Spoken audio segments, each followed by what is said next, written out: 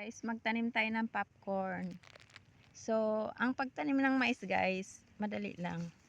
Meron na akong nakababad na popcorn dito guys. Tubig lang binabad ko. Pero yung mother ko, pag nagtanim talaga ng mais, ang binabad dyan, kerosene.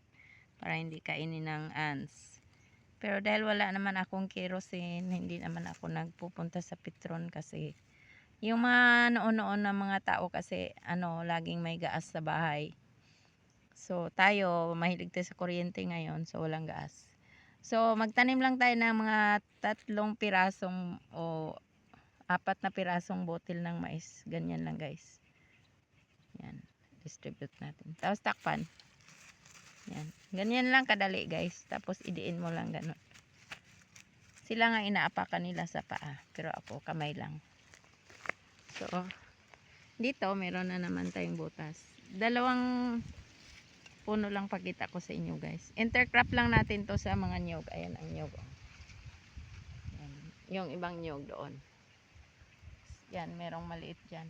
Kabaon. So, intercrop lang natin dito sa mga niyog. Ayan. Yun. Intercrop lang natin siya kasi sayang naman yung lupa kung niyog lang ang buhay natin dyan. So, mahilig ako sa intercropping guys.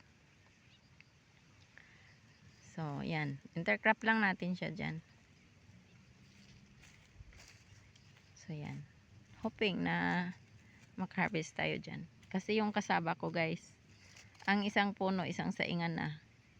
So, yun, lang yun. Tanim-tanim lang, yung parang katuwaan lang. Pero marami na siyang laman. Isang saingan ang isang puno. So, yun. Umabot siya ng 6 months. Usually, ang kasaba naman dahil 3 to 5 months lang. Kaya lang di naman gaanong kagandahan ang lupa dito. So, umabot siya ng 6 months. Ayun guys, pag tuwing magsasaing kami, nagbubunot lang ako doon. So, thank you so much guys for watching.